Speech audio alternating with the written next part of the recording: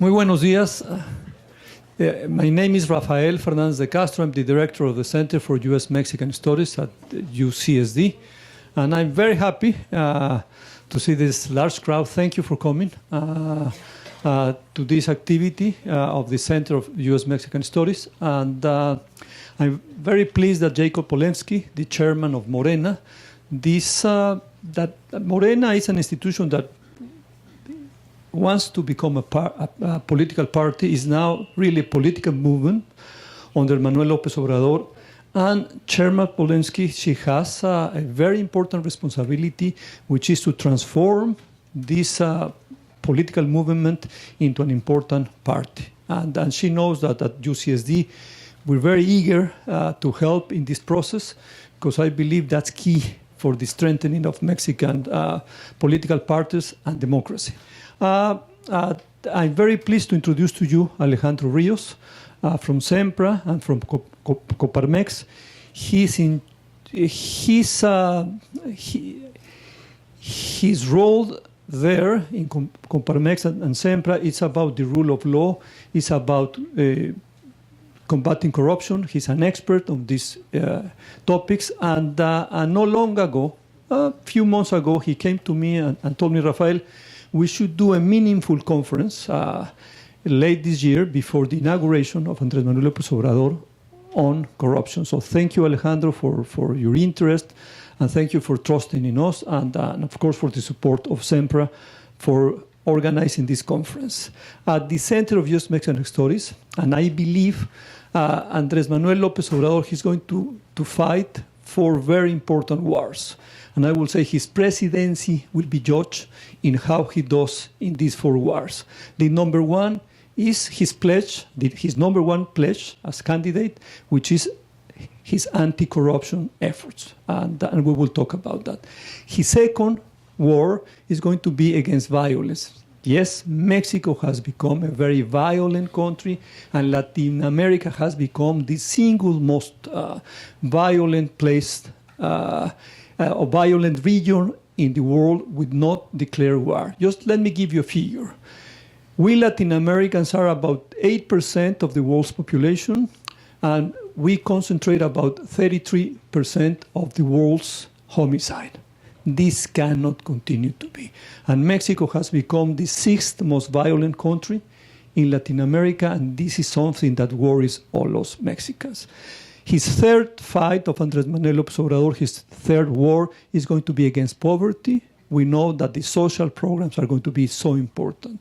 And I will say his fourth fight, it will be, I don't know if it's going to be a personal fight between him and President Trump, but I'll tell you it's going to be a difficult relationship.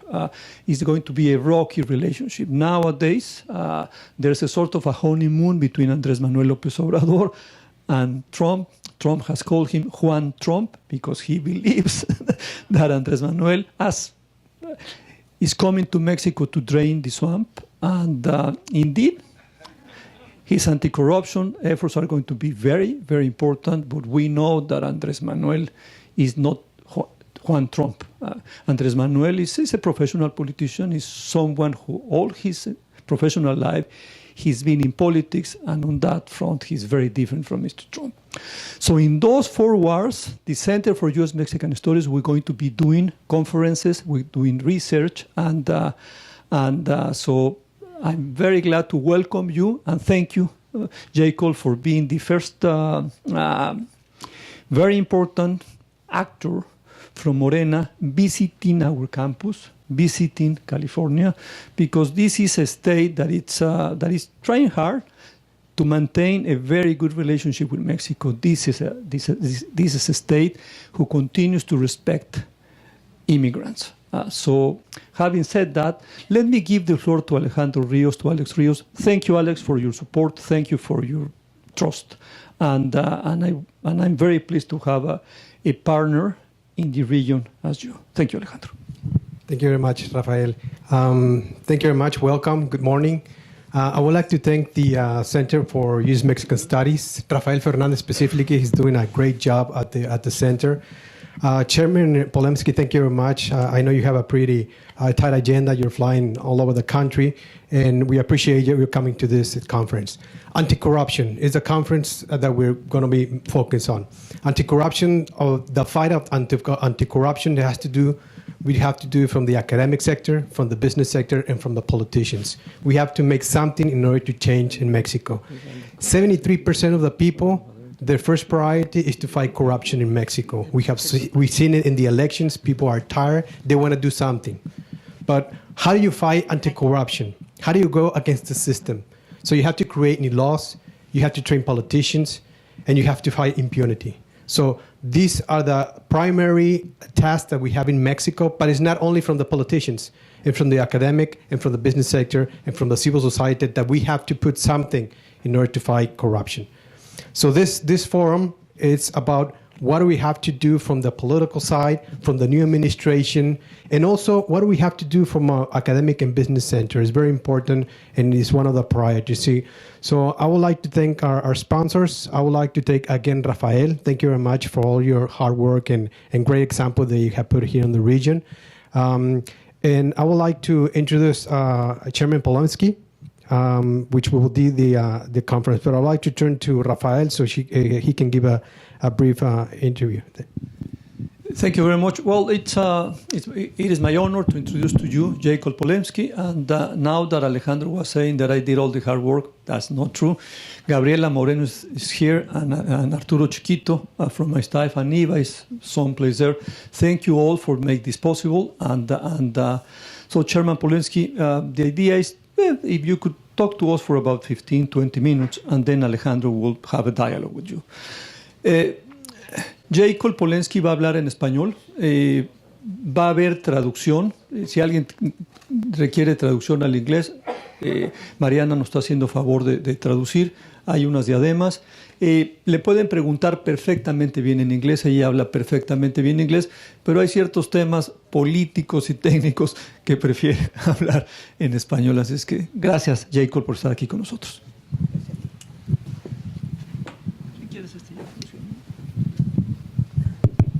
Bueno, buenos días a todas y a todos. Me da muchísimo gusto estar aquí. Gracias por la invitación, Rafael. Gracias por la invitación, Alejandro, y por hacer posible este diálogo.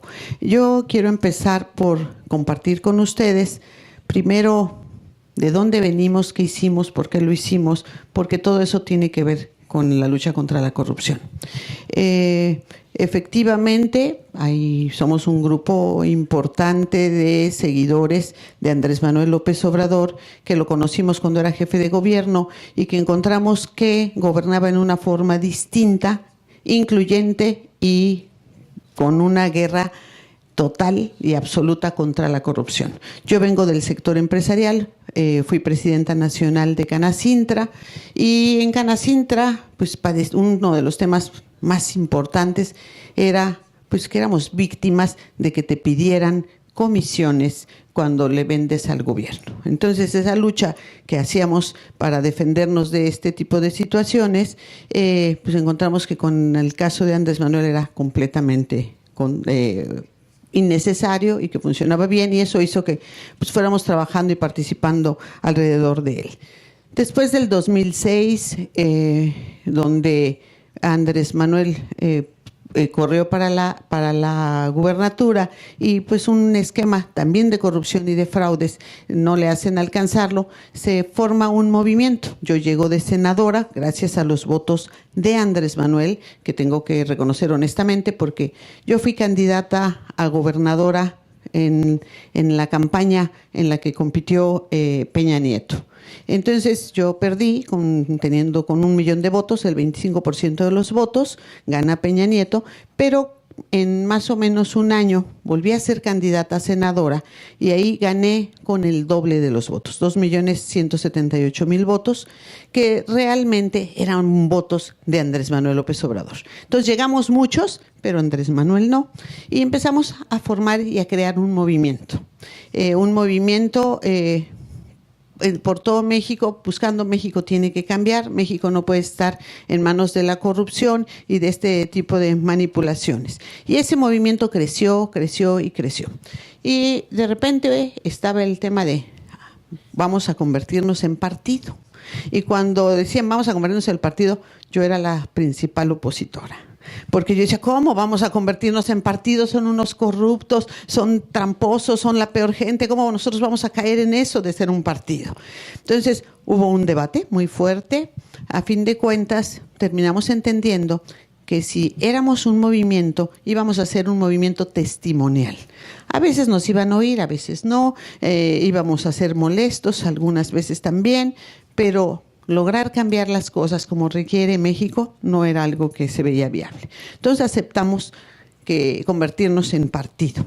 Y dijimos, vamos a hacer un partido movimiento, no vamos a rechazar ni vamos a renunciar a las cosas por las que hemos luchado y en las que creemos, y somos un partido movimiento.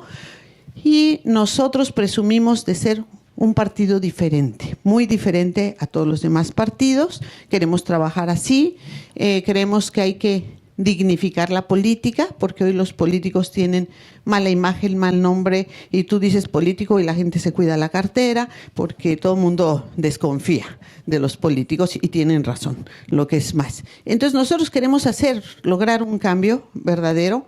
No es fácil, porque el tema más importante efectivamente es la lucha contra la corrupción. Y cuando anoche yo lo compartía y les decía que cuando hablábamos en el tema de la lucha contra la corrupción, Andrés era el presidente del partido y salían unos spots en la televisión hablando de que íbamos a luchar y íbamos a acabar con la corrupción. Y cuando yo tenía reuniones con organizaciones y con la gente en general, la gente me decía, pero ustedes no ofrecen nada. Y yo le decía, ¿cómo no? Estamos ofreciendo que vamos a acabar con la corrupción. Y la gente decía, no, eso a nadie le importa, en eso no se metan, eso no es el tema. Y cuando tú veías esto y ibas viendo, veías que cada una de esas personas estaba en una partecita de corrupción, de alguna manera.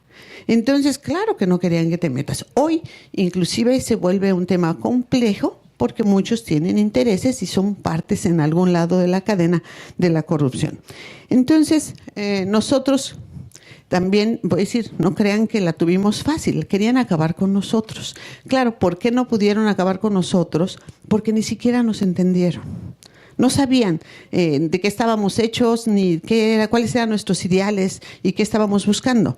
Entonces, cuando nos oían hablar de valores, de principios, de rescatar el honor, la dignidad, el amor a México, el orgullo por el trabajo, la solidaridad, estos tipos están locos. Al caso que Andrés Manuel empezó a decir, bueno, cree que es un predicador. Y así nos traían, en verdad, en descalificarnos. ¿Qué hemos descubierto? Que la mayor parte de la gente en México quiere rescatar lo más importante, que son esos principios, esos valores, la dignidad, el honor, la honradez, la honestidad, todo eso quieren la mayor parte de los mexicanos, menos un determinado grupo de políticos. Entonces eso nos hacía una situación complicada. México, efectivamente, está en los primeros lugares de todo lo negativo. Tenemos un nivel de polarización económica muy importante.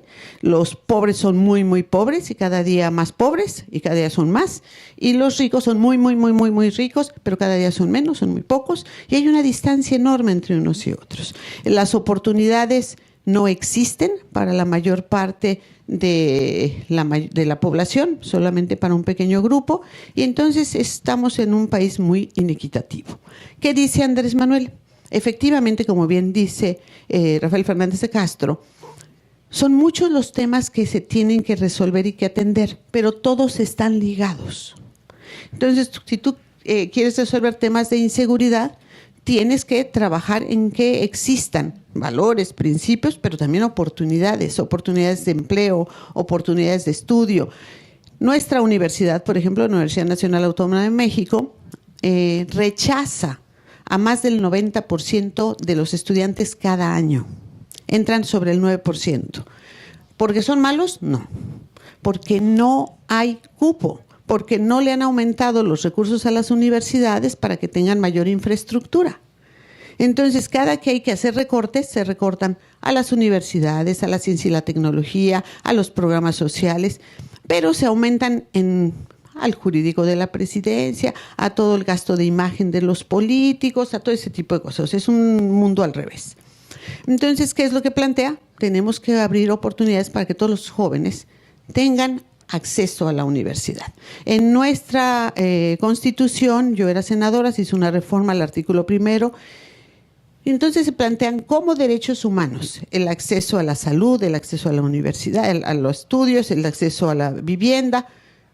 Sí, es un derecho, pero nadie te lo garantiza.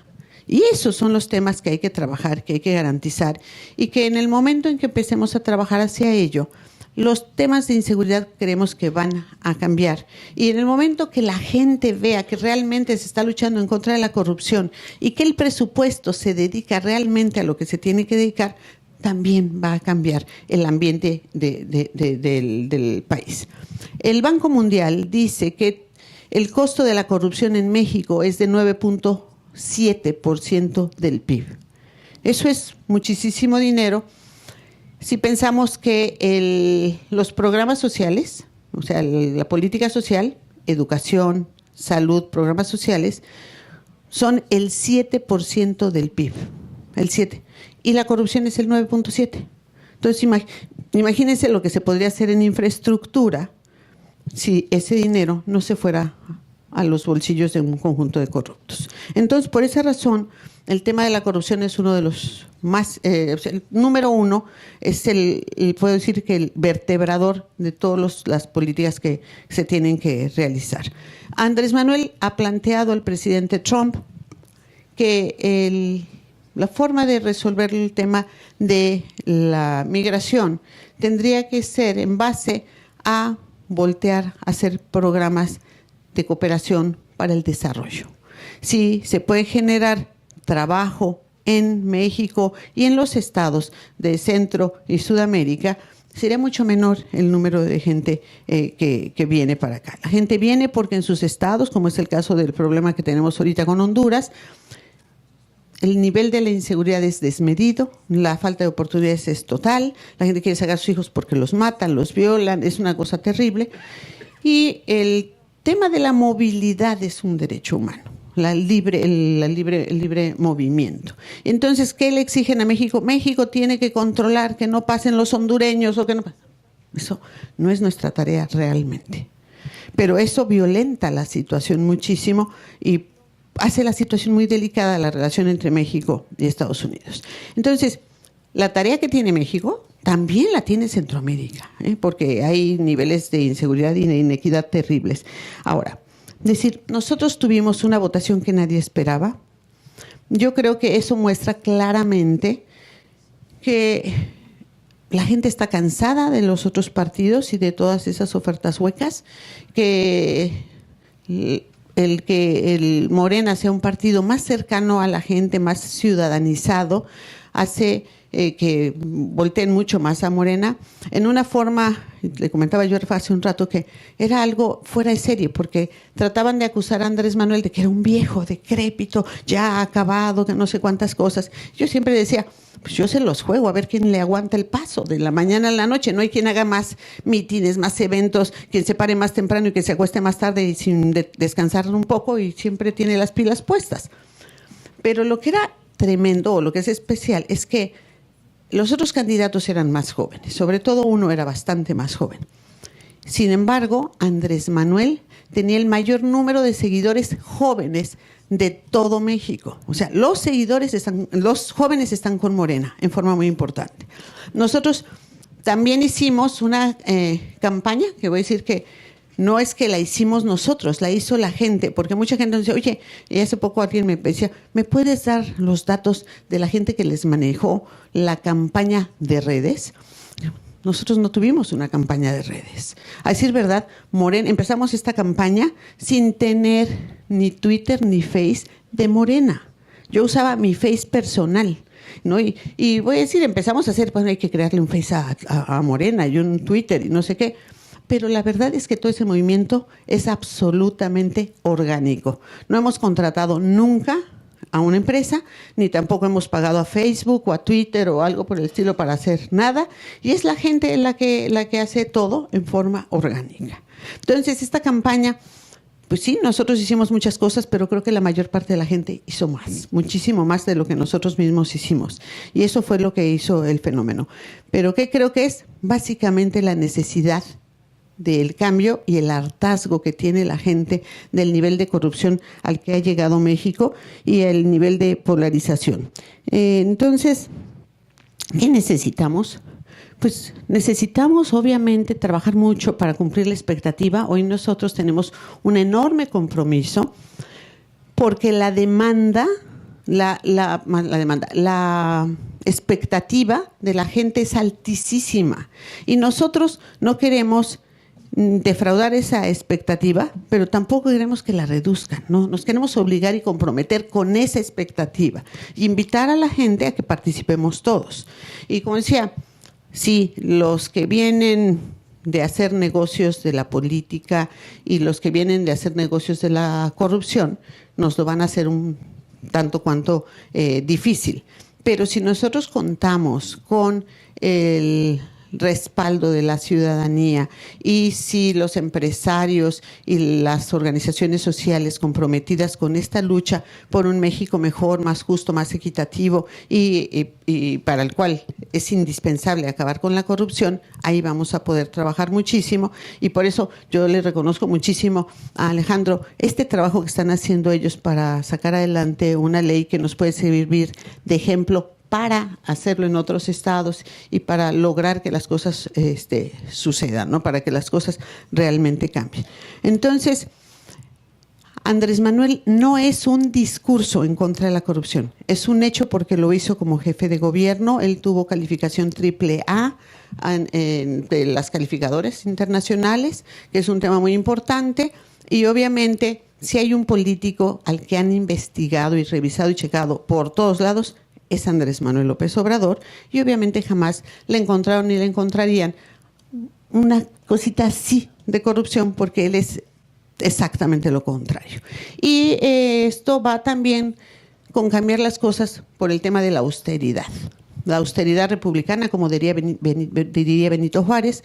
¿Por qué? Porque es indignante, vergonzoso que los políticos en México despilfarren el dinero y se den una vida y no tengan ni contacto ni compromiso con la sociedad. Entonces, creo que es importante darles una sacudida, que se hagan con hechos. José Martí solía decir que hacer es la mejor manera de decir. Yo obviamente soy martiana, pero creo que Martí tiene frases que lo ejemplifican todo. Y entonces creemos en los hechos, creemos que Andrés con hechos ha mostrado que estas cosas se pueden hacer y que tenemos que hacerlo. En la legislación pasada, los que ganaron por Morena, nosotros les pedíamos que donaran el 50% de su sueldo a las universidades, cosa que hicieron todo el tiempo.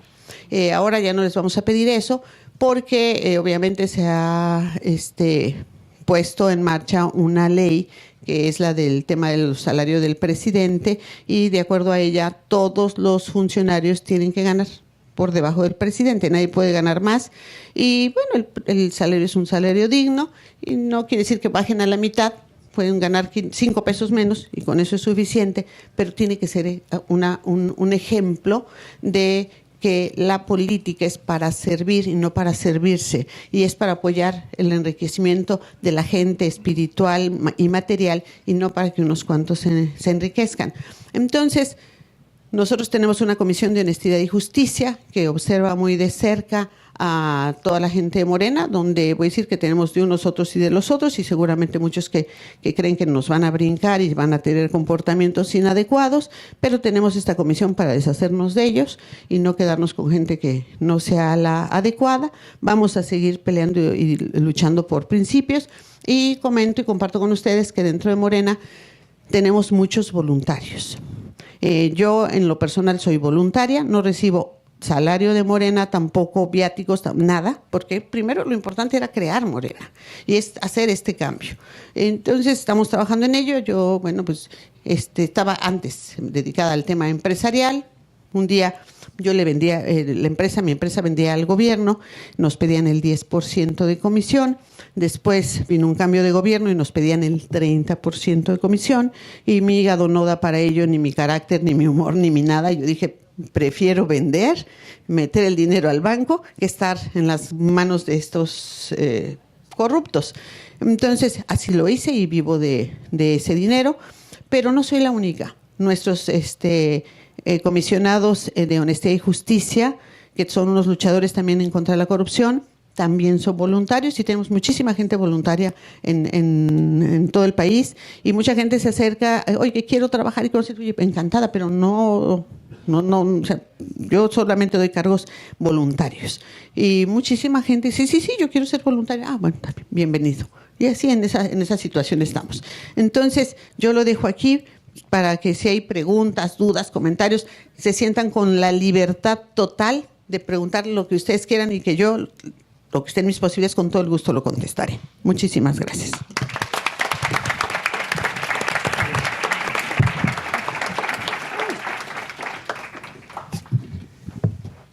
Alex, si les parece bien, empezamos el diálogo entre Alejandro Ríos y Jacob Polensky, y después lo abrimos a preguntas de todos. Perfecto, muchas gracias, Rafael. Licenciada, si me permite, como usted nos permitió hablarle de tú, y lo que queremos hacer es un diálogo que, haz de cuenta que me encuentro en un café y empezamos a hablar sobre el tema de anticorrupción como mexicanos. O sea, ese es el sentido de platicar, de esta plática. Lo malo es que falta el café, Alejandro. Falta el café, pero ya tomé mucho café yo ahorita. Ya a ver si nos consiguen, no, Arturo. No, es cierto. Y ese es lo que queremos, es platicar del tema anticorrupción, como tú siempre en tus entrevistas, y cómo has sido líder empresarial, fuiste presidente nacional de Canacintra, y ahora como presidenta del partido Morena. Entremos al tema de anticorrupción. Yo lo que vemos en México es que, como tú bien dijiste, ahorita hice unas anotaciones, nadie esperaba esta votación. Y nadie esperaba esta votación porque a lo mejor no creíamos, o sí creíamos en un cambio, pero no creíamos en el sistema. Pero nos dimos cuenta que estábamos mal en los dos temas. Hay un compromiso y la gente está esperando algo, un cambio. Y yo creo que para hacer el cambio, como tú bien lo dijiste, primero tienes que empezar siendo ejemplo, ¿no? Y como tú dices, el presidente electo ya es un ejemplo. Ha sido transparente. Entonces ahora es cómo combatimos la corrupción. Entonces, uno de los temas que nosotros vemos de aquí al 31 de diciembre, los que vemos son cosas que se tienen que hacer de inmediato a muy corto plazo para combatir la corrupción. Yo lo diría que son 4 a corto plazo. Primero, tenemos que tener un fiscal autónomo. De hecho, va sentido de los nombramientos, ¿no? Tenemos que tener realmente un fiscal autónomo. Si no tenemos un fiscal autónomo, va a pasar lo que está pasando ahorita con la Procuraduría, ¿no? Segundo, necesitamos un fiscal especializado para combatir la corrupción. Tercero, necesitamos unos magistrados. Pasar una lista, controversia con esta lista de los magistrados, pero requerimos de unos magistrados para que sean los que atiendan las faltas graves. Y el cuarto tema, que es en relación al Sistema Nacional Anticorrupción. Se creó el Sistema Nacional Anticorrupción en una administración, pero al mismo tiempo en una administración que fue criticada mucho por el tema de corrupción. Pero bueno, ya está el Sistema Nacional Anticorrupción y tenemos retos para el Sistema Nacional Anticorrupción y retos en los estados, como hablábamos ayer en Baja California, retos del Sistema Estatal Anticorrupción. Yo dejaría ahí mi primera pregunta, comentario sobre lo que son los retos, a corto plazo, lo que tiene que ver los nombramientos y el Sistema Nacional Anticorrupción. Gracias. Bueno, yo primero, con toda la pena, tengo que decir que no creo en los organismos autónomos ni independientes. No por esta propuesta, sino por lo que hoy vivimos en México. ¿A qué me refiero? Poniendo algunos ejemplos. Tenemos un Instituto Nacional de Acceso a la Información, ¿no?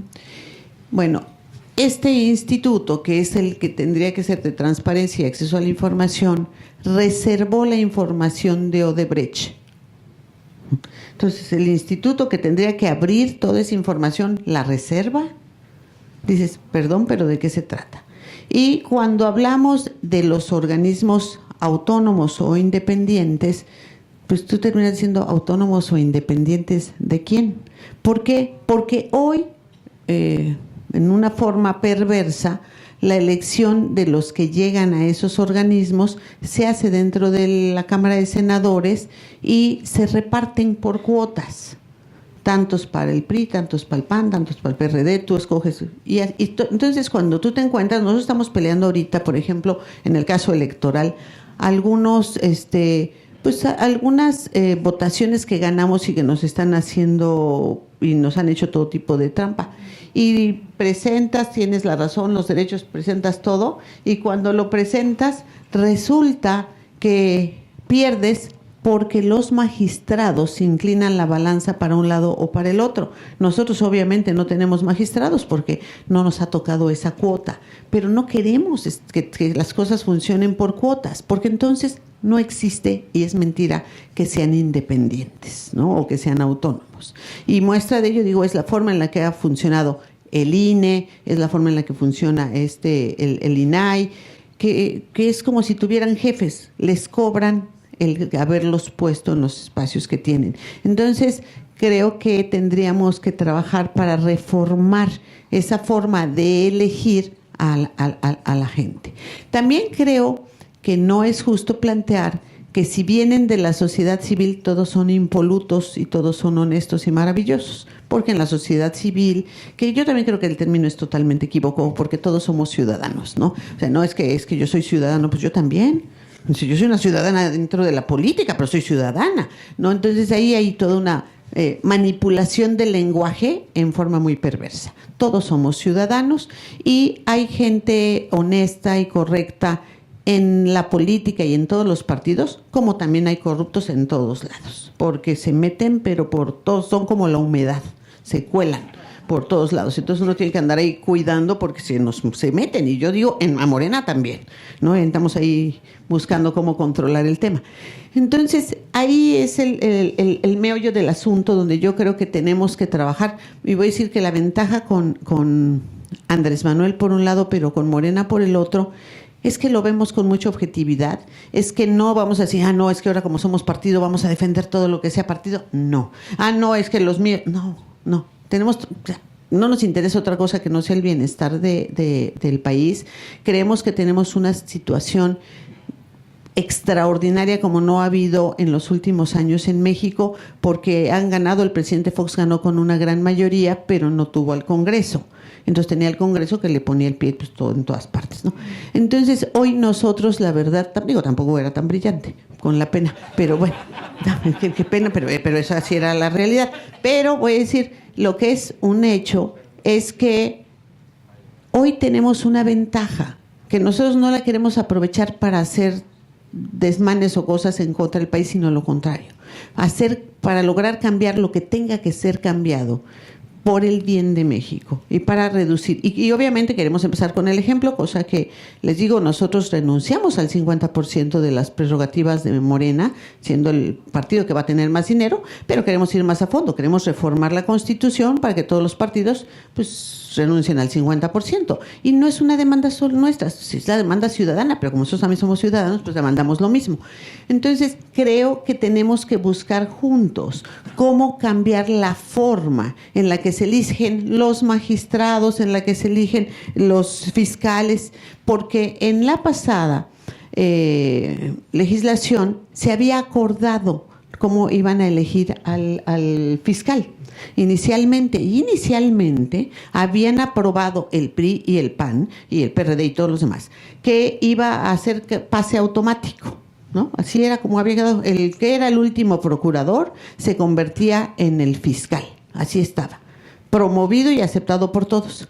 Claro, cuando viene en la época de la elección un problema contra el candidato del PAN, el candidato del PAN de inmediato empieza a decir el fiscal carnal, pero si él era el que lo había promovido y lo había votado. Entonces, Tristemente en la política existe eso que es conocido como hacer cajas chinas.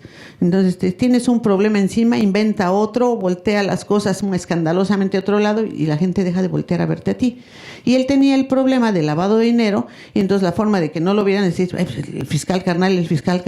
Y a fin de cuentas se quitó. Yo creo, y fíjense, el procurador que había en ese momento, Raúl Cervantes, una gente de verdad. A mí me gusta ver el canal del Congreso y tú veías el canal del Congreso y era espléndido cómo llevaba la presidencia del Senado. Es una gente preparada, una gente súper capaz. Y yo, en verdad, yo estaba convencida que íbamos a ganar. Y yo decía, qué bueno que quede de fiscal. Y era, obviamente, fiscal de otro partido, pero a mí me parecía maravilloso. Y nosotros en esta, Andrés Manuel invitó a Gómez Morín, que hoy está de candidato en el PAN, es uno de los dos candidatos. Le dijo, ¿tú no quieres ser el fiscal? Vente con nosotros, a ver, nosotros te proponemos, y todo el mundo decía, ¿estás loco? ¿Cómo? No, es que el fiscal está muy bien que sea del otro lado, no del tuyo, ¿no? Y esto funcionaría bien. Pero eso no lo hace cualquiera y no podemos plantear, porque Andrés es una persona fuera de serie que no va a jalar nada más con los que votaron por él o los suyos, sino todo lo contrario. Yo creo que este es un buen momento de hacer propuestas y planteamientos de fondo que permitan que se cambie esto que hace que los partidos sean los que decidan y no los ciudadanos, y que lo autónomo o lo independiente pues, es solamente una entelequia. Gracias. El tema de política pública, ayer estábamos conversando de algunos temas específicos como la reforma al artículo 108, que a ver si nos puedes comentar sobre eso. Hablabas sobre también delitos como los electorales que se consideren ya graves. O sea, son áreas de oportunidad en política pública que ustedes están viendo como partido Morena que puede hacer un cambio en la corrupción. ¿Nos puedes comentar sobre esas políticas públicas? Con todo gusto. Efectivamente, ustedes recordarán que decía el candidato del PAN decía que iba a meter a Peña Nieto a la cárcel. Andrés Manuel decía, mentira, no lo vas a meter a la cárcel. La realidad es que no lo puedes meter a la cárcel, esa es la verdad. En nuestras leyes se establecen, por ejemplo, el juicio político, y el juicio político solamente aplica si le das información sensible a un gobierno enemigo. Nada más que México es un país neutral que no tiene gobiernos enemigos, entonces nunca se cumple esa tesis. Ni tampoco veo a ningún presidente, por malo que fuera, entregando información, no sé cuál, a un gobierno X, ¿no? Entonces no aplica lo del famoso juicio político. Es una entelequia que a lo mejor funcionaba en otro siglo, no en este. Entonces, ¿qué es lo que hay que hacer? Lo que es increíble, no, o sea, no puede ser el presidente de la República intocable. Eso es así inaceptable. Entonces, ¿qué está planteando Andrés Manuel? Una reforma al artículo 108 constitucional para que se pueda juzgar al presidente en funciones, empezando de él. Ustedes saben que siempre haces una ley para los que siguen, ¿no? No. Él es empezando de él, que lo puedan juzgar desde su parte. Y también está promoviéndose modificar algunas leyes, hacer los delitos graves. ¿A qué me refiero? El tema de la corrupción, el tema del huachicoleo, los delitos electorales, son delitos que deben convertirse en delitos graves. Porque hoy, pues si cometes un delito de estos, pues si tienes la mala suerte de que te metan a la cárcel, pues te van a dar una pena mínima que luego por buen comportamiento te la van a bajar, y el ejemplo es el gobernador de Veracruz, al cual después de miles de millones de pesos pues desaparecidos o malversados, de empresas inventadas y creadas, y que se descubre que a los niños con cáncer les daban tratamientos de inyecciones de agua y todo este tipo de cosas, le dan una pena. Primero, lo acusan de lavado de dinero. ¿Ustedes creen que algún gobernador tenga necesidad de lavarle dinero al narco o a alguien? Pues obviamente no. Entonces lo acusan de algo que realmente no cometió para que se pueda defender y pueda resolver. Y de delitos que tengan cárcel por pocos años. Entonces a él parece que fueron 9 años lo que le están dando, lo están apelando para que se lo bajen, seguramente se lo bajarán, y le están poniendo una multa creo que de 57,000 pesos, que también ya apeló porque le parece que es demasiado, mientras su esposa vive en Londres y tienen toda esa cantidad de gastos. Es una burla, una burla. Entonces eso tiene que cambiar. Tiene que cambiar para que sean delitos graves y entonces sí no tengan marcha atrás los que los cometan. Y esto es de los temas que nosotros creemos que van a funcionar mejor si realmente las leyes se hacen para lo que tienen que hacer. Hoy hay muchos delincuentes de cuello blanco de dimensión mayor fuera y hay mucha gente en la cárcel por haberse robado una medicina o por haberse robado algo para la subsistencia de su familia. Entonces, esto es de los temas que tienen que cambiar. Muchas gracias. Vamos a hablar de un tema que se empieza a hablar, el tema corrupción y el tema electoral. Tu experiencia como candidata, tu experiencia como senadora de la República y tu experiencia como presidenta de Morena, que estuviste recorriendo todo el país, y creo que traes ahí unos asuntos, ¿no?, que estás viendo ahorita postelectorales. Me gustaría, si nos puedes, aprovechando tu experiencia, platicar en tu experiencia qué es lo que vistes en temas que pueden mejorar en temas electorales para combatir la corrupción en estos temas electorales. ¿Qué harías tú en política pública y en los partidos, en el mismo INE? Bueno, efectivamente hay muchísima manipulación. Los institutos electorales estatales, institutos estatales electorales, los cuales no deberían de existir, porque cuando se transformó el IFE a INE, pues era porque el INE nacional iba a encargarse de las elecciones de todos los estados y de todos los niveles de elección. Sin embargo, los gobernadores se movieron, llegaron a sus acuerdos y crearon los institutos electorales estatales. Estos institutos están en las manos de los gobernadores de todos los partidos y de verdad sirven para todo menos para que las elecciones sean limpias. Sirven exactamente para el tema contrario. Los tribunales electorales estatales también. Y no tendrían razón de existir, porque a fin de cuentas es primera instancia, segunda instancia y en la última instancia es donde se resuelve todo. Y la última instancia es la federal. Entonces, ¿para qué quieres las intermedias? Nada más cuestan. Entonces, desde mi punto de vista, tendríamos que cerrar esos institutos electorales estatales, para empezar. También los tribunales electorales estatales, todos tienen unos costos altísimos. Y voy a decir, me iría hasta más allá. El INE tendría que reducirse a su mínima expresión. Es absurdo tener un INE que solo maneja elecciones federales y la próxima elección federal es dentro de 3 años. Entonces estos 3 años los vamos a estar manteniendo por no hacer nada. Yo revisé el caso de Canadá y el caso de Francia. Ellos tienen institutos electorales que son de este tamaño. Francia tiene 7 personas, 7, y cuando vienen las elecciones contratan a un conjunto de jóvenes de las universidades en forma provisional por 3 meses, 4 máximo, para los conteos y demás, y cierran. Entonces no tienes un gasto desmedido que hoy haría mucha falta en otras cosas. Entonces yo esas cosas lo eliminaría. Y es terrible porque tú lo denuncias, lo acusas, tienes todos los datos y toda la información y te das cuenta que como que no te oyeran.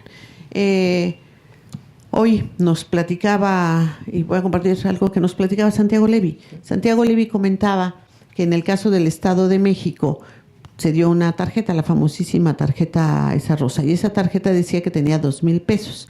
Entonces esa tarjeta decía, pero es válida si gana el hoy gobernador, ¿no? ¿Cómo se llama? Del Mazo. Entonces decía, si él gana, se hace, si es válida. Y yo había pensado hasta eso, pero hoy Santiago comenta otra cosa. Efectivamente, tiene un efecto mayor, porque el que tiene la tarjeta y quiere que sea válida, pues quiere que gane. Entonces convence a los de al lado, pues voten, porque si no mi tarjeta no es válida. Entonces te consigues a promotores del voto gratis, ¿no? Para que sigan en ello. Pero a mí me tocó ver, voy a decir en la elección anterior, ustedes se acordarán que venía el cambio del analógico. Entonces decidieron regalar pantallas de televisión. O sea, el problema en verdad es que hay un uso de la pobreza para el tema electoral que es algo de verdad indignante y doloroso. Antes decían que les daban una torta para que fueran a votar. Parece que el que haya una oposición poderosa cada vez más les ha aumentado el costo, porque entonces luego fue una despensa, 2 despensas, luego un tinaco, una lámina, 100 pesos, 500, y esto ha ido aumentando. Y ha llegado al grado, en la elección, no en esta, sino en la anterior, en la que regalaban pantallas de televisión.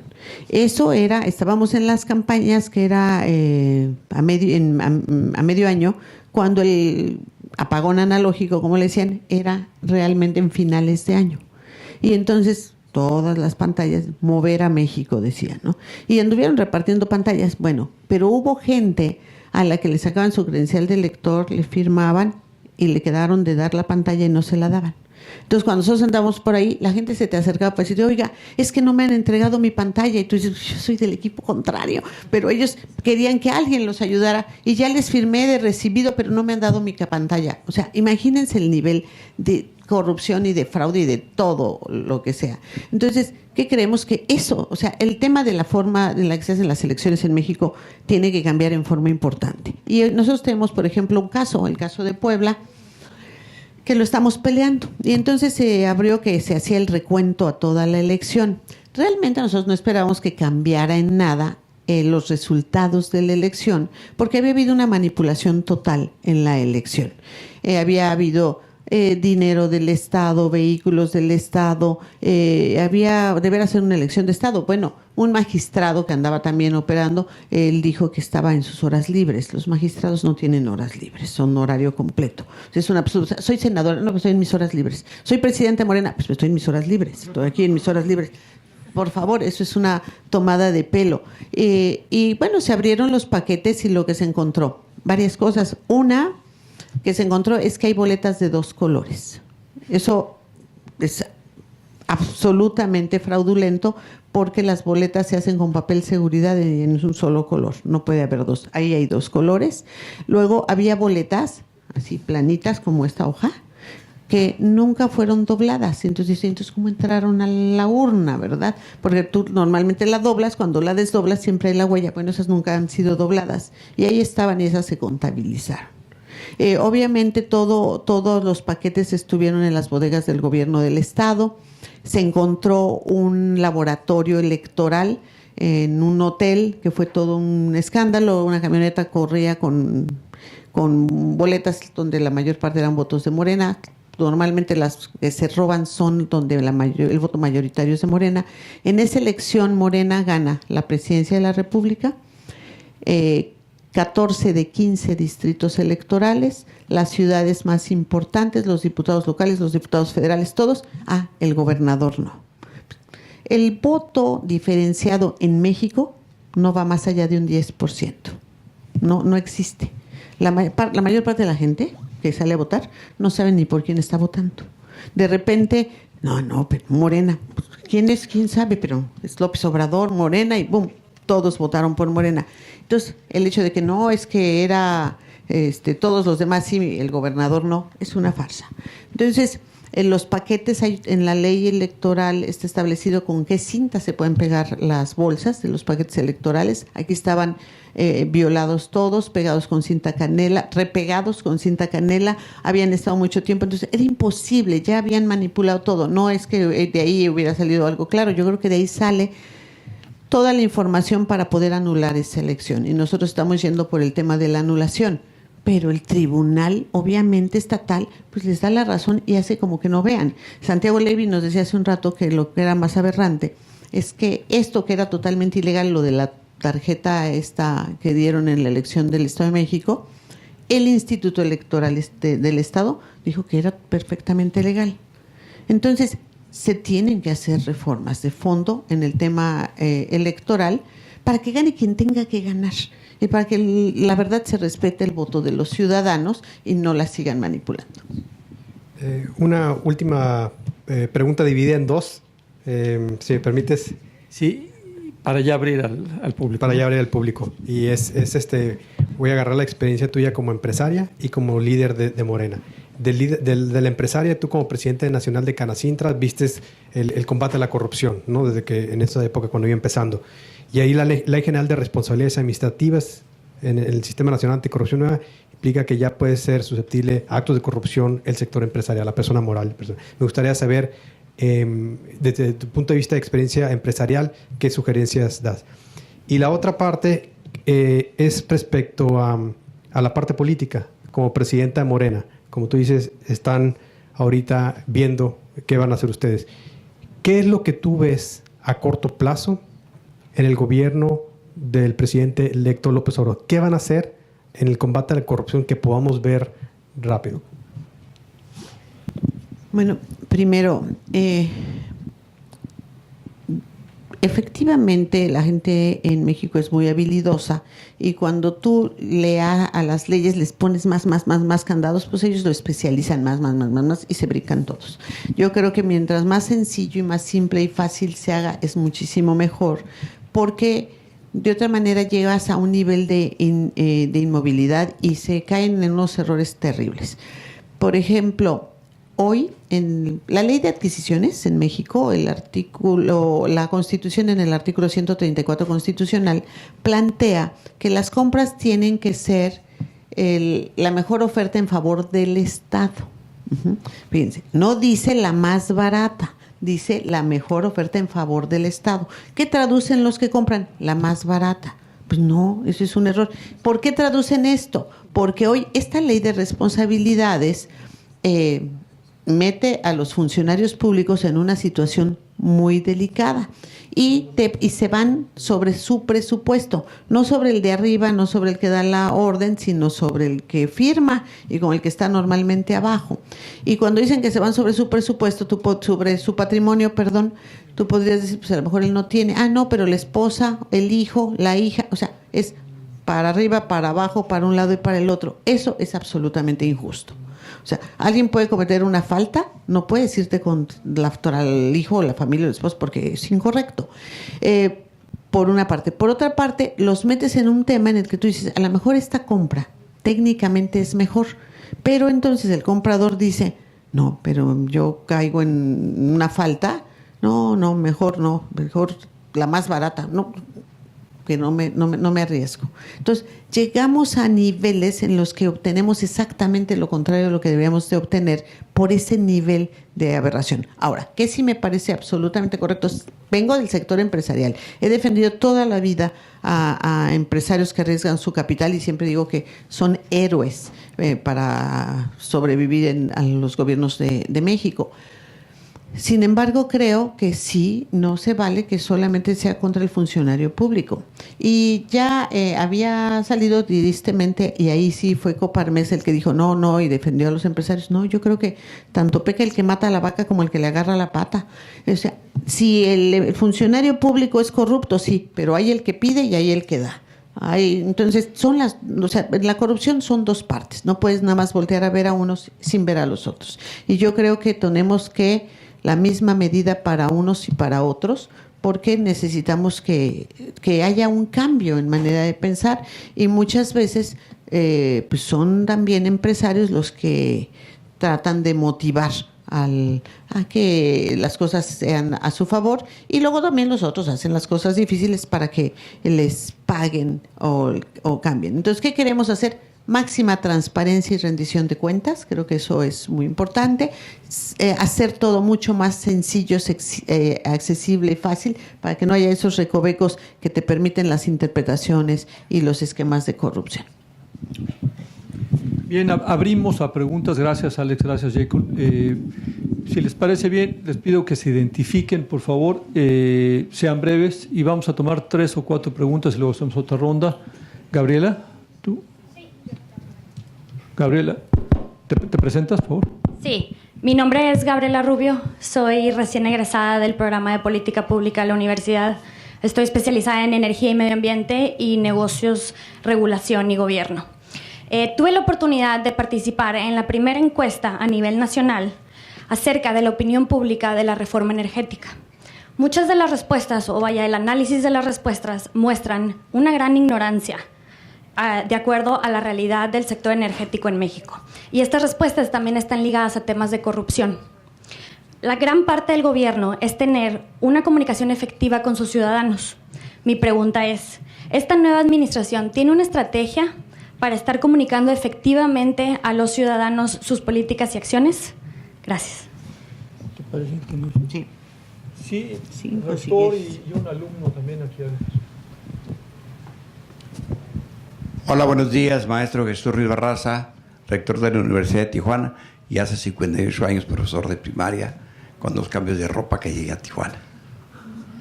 Distinguido alumno. Bueno, ¿qué van a hacer con la Suprema Corte? ¿Qué van a hacer?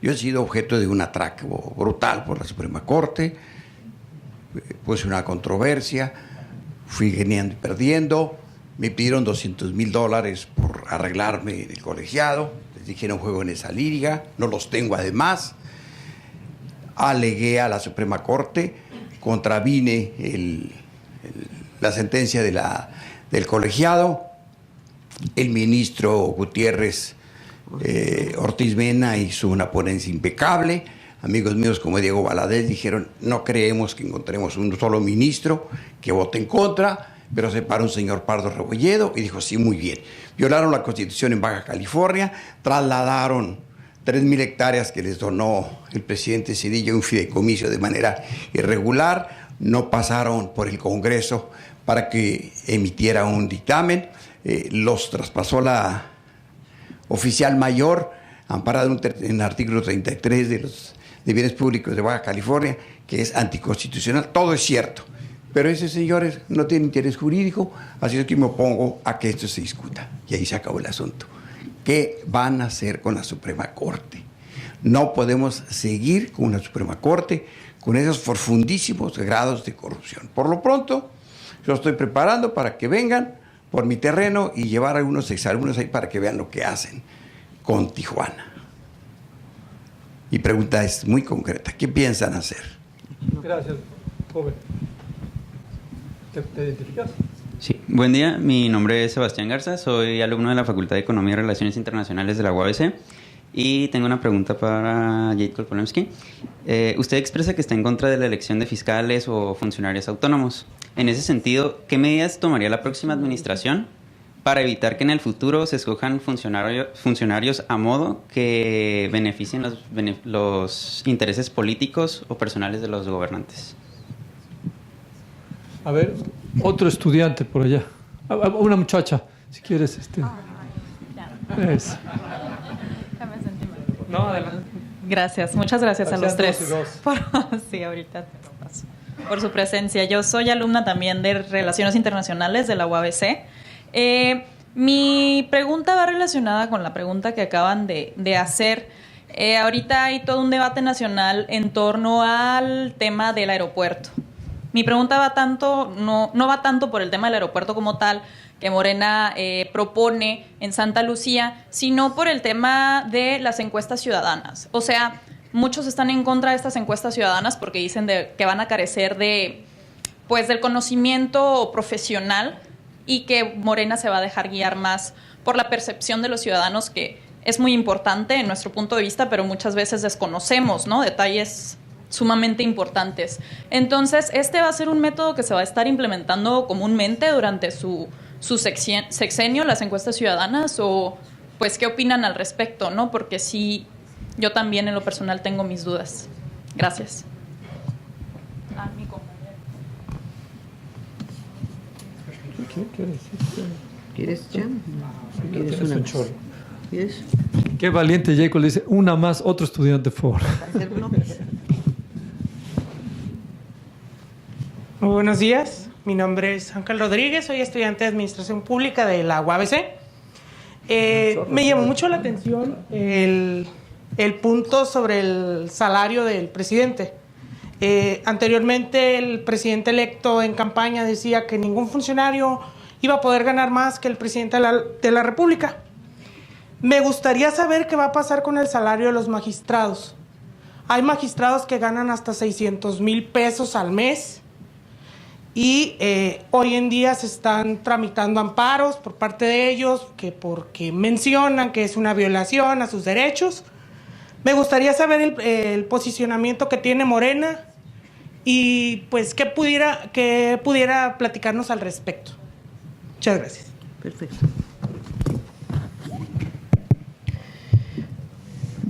Bueno, efectivamente hay temas muy especializados como son el tema de la cuestión energética, como lo del aeropuerto. Sin embargo, para los interesados en participar en las redes, nosotros hemos subido información al respecto para que se tengan comparativos. Y no son los puntos de vista de Morena, sino los estudios que han hecho los especialistas y que dicen los pros y contras de los diferentes proyectos en el tema, por ejemplo, del aeropuerto o en el tema energético. Voy primero en el tema energético. Hacer una reforma energética era realmente importante, necesaria, indispensable. Lo que es inaceptable es hacer una reforma energética donde no se toca el tema del huachicol ni tampoco de un sindicato corrupto como el que tiene Pemex. Entonces, si haces una reforma y esos dos temas tan importantes y que tanto le cuestan a México y le cuestan a Pemex, no se tocan, pues ya pierde mucha credibilidad la reforma. Pero además, esa reforma que hoy pueden verse los resultados, pues ha mentido en todo. Porque dijo que iban a bajar los precios de la electricidad, los precios de la gasolina, todo iba a bajar. Pues lo único que ha sucedido es que han aumentado los precios de todo. En lo que son las tarifas principalmente industriales, la cantidad, los porcentajes de aumento de la electricidad son desmedidos. Y en cuanto al robo de combustibles por tema de huachicol, donde no puede haber posibilidad alguna de que alguien se robe estos energéticos si no están involucrados los del gobierno, pues no se ha hecho nada. Al contrario, han ido aumentando. Empezaron con Fox, pero la forma en que han incrementado ahora es algo desmedido. ¿Por qué digo que no lo pueden hacer si no están en contubernio? Porque nadie puede, ay, mire, como los ricos, me encontré un tubo aquí en el jardín de mi casa. No. Hay planos, tienen que saber dónde están, por dónde pasan, tienen que ser expertos los que se conectan, necesitan equipos especiales para conectarse y necesitan las contrapartes para comprar esas gasolinas, a las cuales... Qué raro, porque si tú dejas de pagarle impuestos al SAT, pues de inmediato eres una empresa convencional, te caen encima y tienes un problema tremendo. Pero resulta que aquí gasolineras, empresas que compran ese combustible y que pues presentan números y no se nota dónde está el gasto de combustible y dónde está el cambio, nadie se da cuenta. Entonces hay un contubernio desmedido y la queja con el tema de la reforma energética es que no era la reforma adecuada, que realmente lo que planteaba era un conjunto de negocios de compraventa entre cuates, y que no era en beneficio de México. De eso se trataba el tema de la reforma energética, que se requiere tener mayor conocimiento para hablar del tema y no informarse solamente por encabezados de periódico o noticieros así. No, hay que meterse para poder hablar del tema, sí.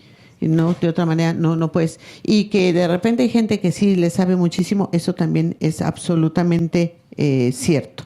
Voy a dejar el aeropuerto un poquito para después. En cuanto al tema de la Suprema Corte de Justicia, coincido totalmente y me parece de verdad inaceptable que con manejos leguleños de repente mueven las leyes para donde quieran.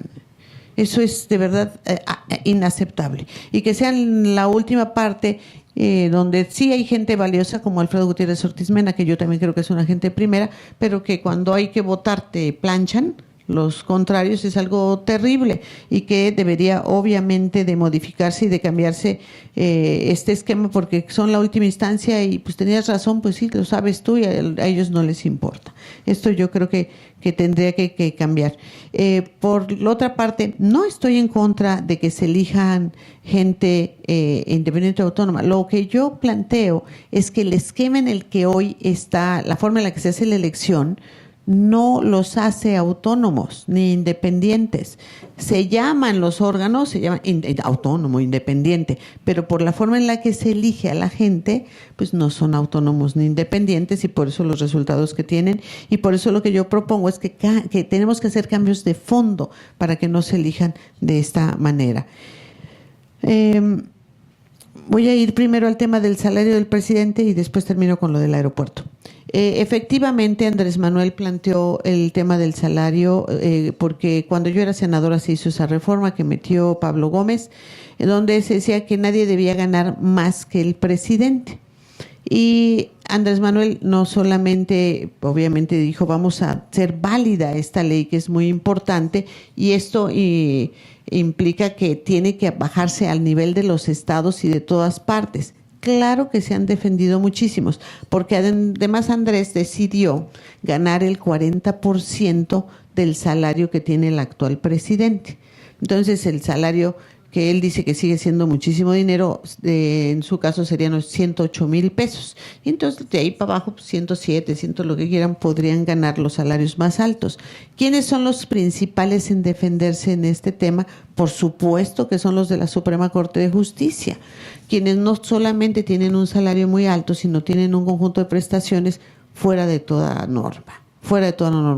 Pero hay un nivel de funcionarios que podría decir privilegiados, donde está toda la parte judicial, que tienen unos salarios altísimos y que para que no haya corrupción, pues son súper corruptos, mega corruptos, aparte de que ganan un salario altísimo, son corruptos. O sea, tienen las dos. O sea, que el tema de que el salario para que no sean corruptos es una falacia. Ellos son súper corruptos. O sea, no quiere decir que no hay gente decente. Sí hay gente decente y correcta, pero hay unos que de verdad se pasa y sí requiere un esquema distinto. Y voy a decir un ejemplo del cual me vengo enojando y peleando mucho tiempo.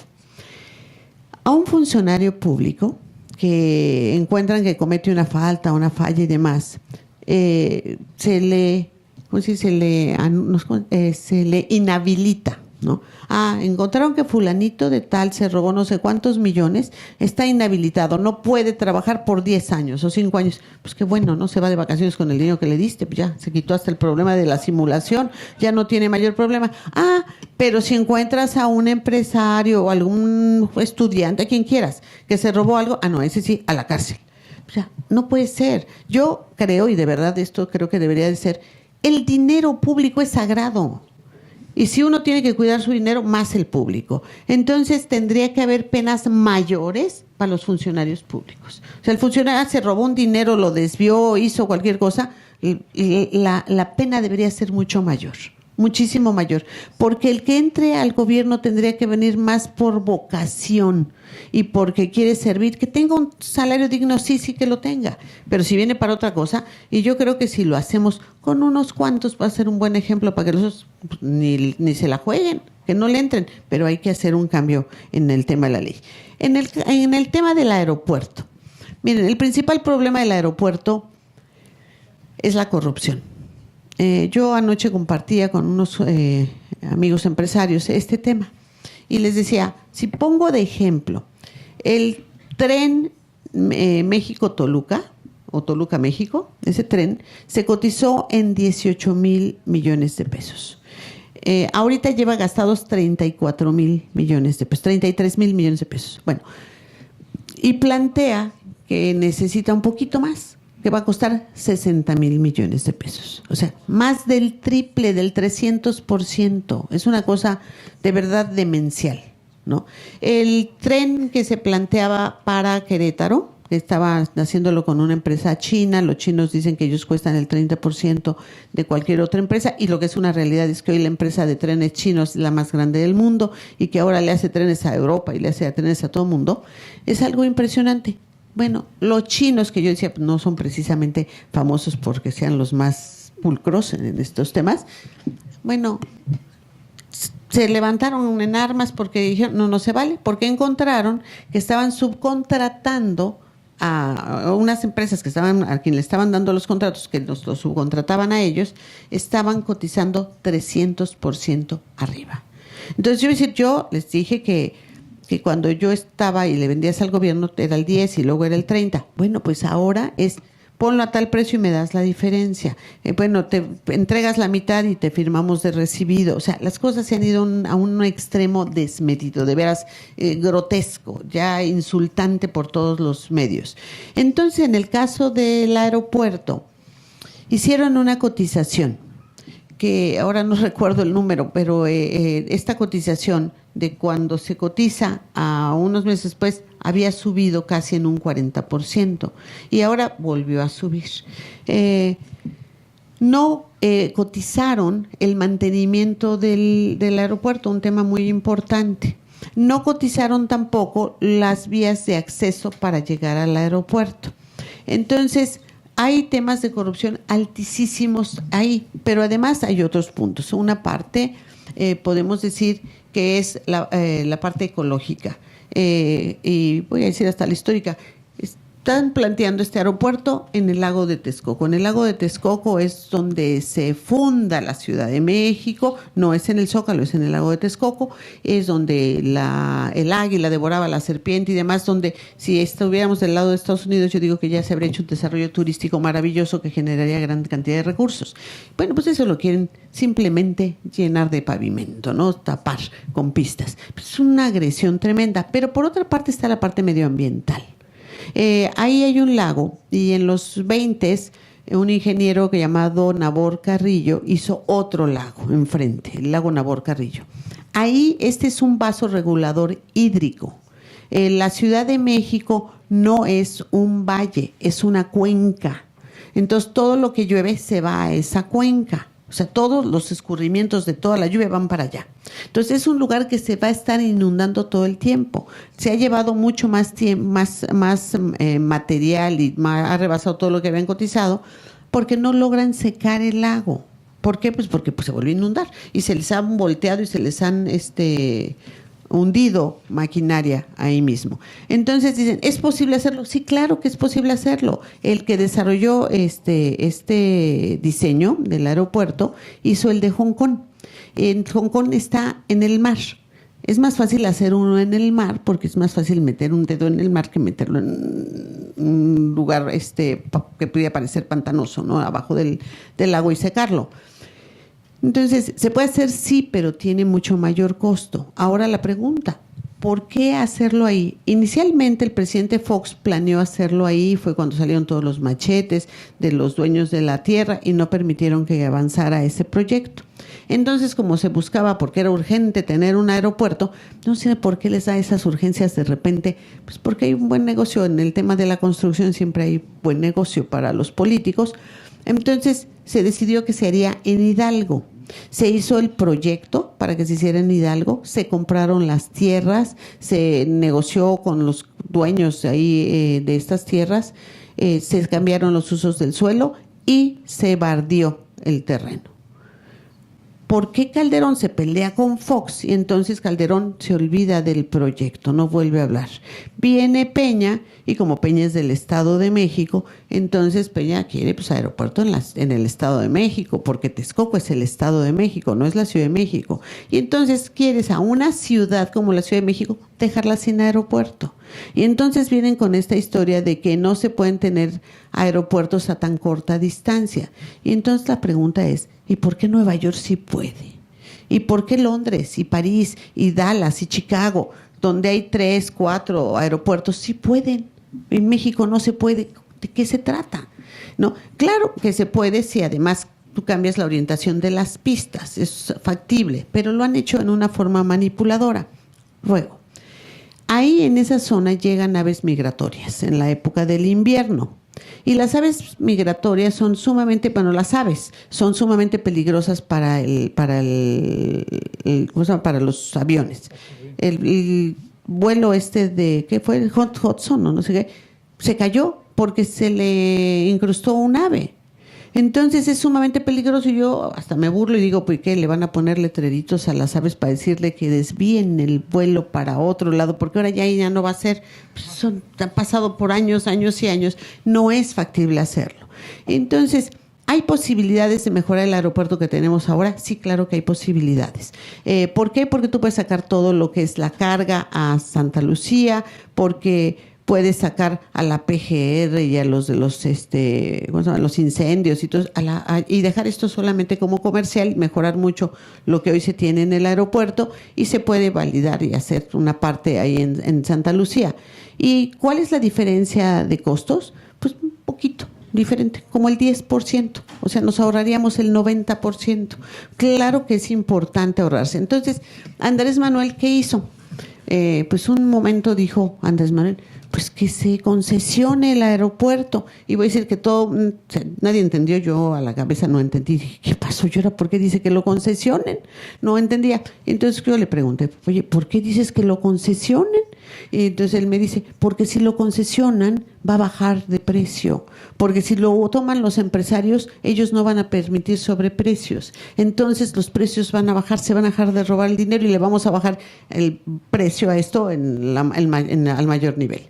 Entonces, obviamente, como él tiene pues una fuerza y un peso, voy a decir que, por ejemplo, cuando él era presidente de Morena, cuando se sometía a algún punto a votación, él no votaba. Porque claro, si él votaba, pues todos iban a votar como él votaba. Entonces él tenía prohibido votar, para que la gente votara y no supieran qué él pensaba o qué él quería. Entonces ahora él ya no dice nada al respecto, y lo que planteó es que se den a conocer tanto los puntos a favor de uno y de otro proyectos, todos, y que la gente ponga su opinión al respecto. Creo que debería ser algo más técnico, sí, pero es muy difícil cuando tú quieres explicar, porque te satanizan. Entonces, cuando tú quieres decir, oye, es que aquí hay un tema de corrupción total y nos van a dejar esa deuda por años y años y la vamos a pagar todos los mexicanos, te satanizan, y entonces no se va a ir la inversión, y entonces el dólar se va a ir a no sé dónde. Bueno, lo decían cuando decían que Andrés Manuel ganaba, el dólar se iba a ir a 25 pesos, y la verdad ha sido los niveles más bajos del tipo de cambio, y ha pasado todo lo contrario a lo que decían. Pero no es fácil cuando pues hay mucha manipulación en la forma en la que se hacen. Entonces, nosotros creemos que no hace falta un aeropuerto, hace falta un sistema aeroportuario en México como lo tienen las principales capitales, y que se puede ordenar para que las cosas funcionen y funcionen bien. Hoy todos los que usan el aeropuerto pueden encontrar letreros que plantean a qué se deben las demoras, y entonces te dice que a la línea aérea tal porcentaje, al clima tal porcentaje, al aeropuerto 4%. Pero todo el mundo cree que es el aeropuerto, y luego además todo el mundo cree, pues la culpa es de la Ciudad de México. El aeropuerto de la Ciudad de México es el único aeropuerto federal. Todos los demás aeropuertos están concesionados, los tienen los estados, y en el caso de la Ciudad de México no se lo han dado. Pues primero lo pedía Andrés, luego lo pedía Marcelo Ebrard, y así se ha pasado. Y en la zona donde está el actual aeropuerto, como pensaban que iban a seguir gobernando, ya tenían un proyecto para desarrollo de vivienda y desarrollo comercial, que implica muchísimo dinero. Entonces, realmente lo que hay atrás de esto son negocios de unos cuantos, y lo que nosotros queremos es que sea en beneficio de México y no en el de los bolsillos de unos cuantos. Ese es el tema del aeropuerto. Ojalá que todos voten. Gracias, Jacob. Gracias, Alex. Yo diría, es claro, todos lo vimos. Gracias por tu candidez, por tu honestidad.